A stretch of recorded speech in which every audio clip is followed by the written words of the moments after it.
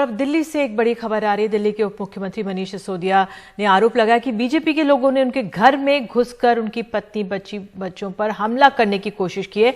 आम आदमी पार्टी की प्रेस कॉन्फ्रेंस में चलते हैं। सारे आम आदमी पार्टी के नेताओं के घर परिवार वालों पे हमला करवाएंगे, क्योंकि एक तरफ तो उनके पास भारतीय जनता पार्टी के गुंडे हैं और दूसरी तरफ अमित शाह जी के पास अपनी पुलिस है, जिसको क्लियर इंस्ट्रक्शंस है। अगर आप इन वीडियोस को देखिए कि वो गुंडे बढ़ते जा रहे हैं घर के पास, और पुलिस के अफसर टहलते हुए उनके पीछे पीछे आ रहे हैं। याद रखिए, ये वही दिल्ली पुलिस है जिसने बैरिकेड से एक व्यक्ति को नहीं पार होने दिया, एक एमएलए को नहीं पार होने दिया था मुख्यमंत्री से मिलने के लिए मुख्यमंत्री आवास के बाहर। तो अगर दिल्ली पुलिस इन भाजपा के गुंडों को रोकना चाहती तो रोक सकती थी। जब ये गुंडे गेट पे पहुंचे, और ये वीडियो हम आपसे शेयर भी करेंगे, आप उसे ध्यान से देखिएगा, तो पुलिस वाले साइड हो गए कि जाइए, घर के अंदर जाइए। वो तो जो डेप्यूटी सीएम का कैंप ऑफिस है, आखिरकार उसके अफसर बाहर निकल कर आए और उन्होंने वहां से लोगों को रोका, रास्ता रोका और उन्हें बाहर भेजा।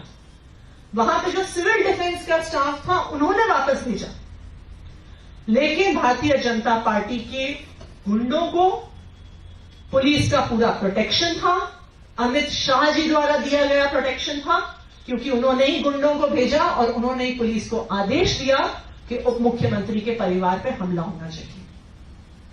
यह दिल्ली की राजनीति के लिए एक काला दिन है।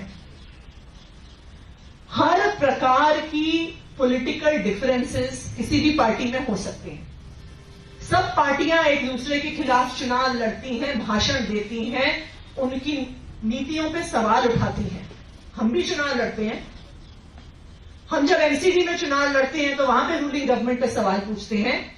जब अभी फरवरी में चुनाव हुआ तो हमारी सरकार की पिछले 5 साल की परफॉर्मेंस पे सवाल उठाए गए, और वो एक लोकतंत्र में होना भी चाहिए।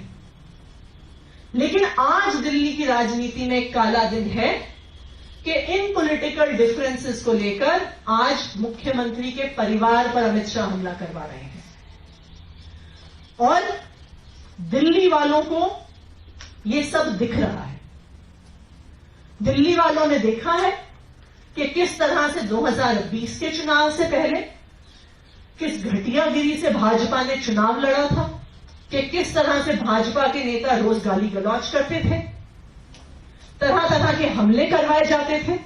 जो आज इस हमले के बाद दिख रहा है कि जिस तरह से अमित शाह जी ने इस हमले को प्रायोजित किया है, पुराने हमले भी अमित शाह जी द्वारा ही प्रायोजित किए। आम आदमी पार्टी के जो आरोप हैं और जो दृश्य सामने आ रहे हैं, शरद शर्मा हमारे सहयोगी इस पर अधिक जानकारी दे रहे हैं। शरद, ये हुआ क्या, कब हुआ है ये सब?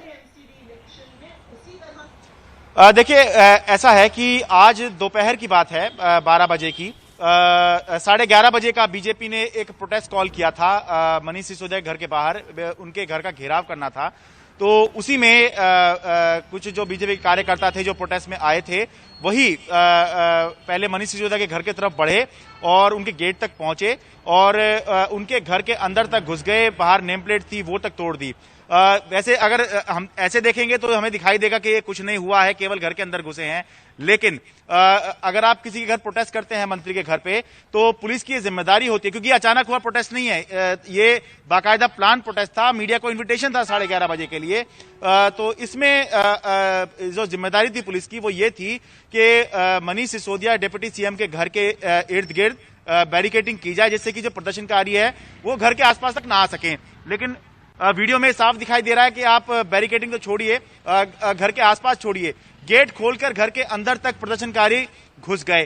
तो इसीलिए अब आम आदमी पार्टी जो है वो हमलावर है। मनीष सिसोदिया ने कहा है कि अमित शाह इस तरह से निपटवाने की कोशिश कर रहे हैं, सीधा हमला जो है अमित शाह पे कर रहे हैं। 6 लोगों को गिरफ्तार जरूर किया गया है इस मामले में, लेकिन उनके ऊपर ट्रेसपासिंग की धारा लगाई गई है।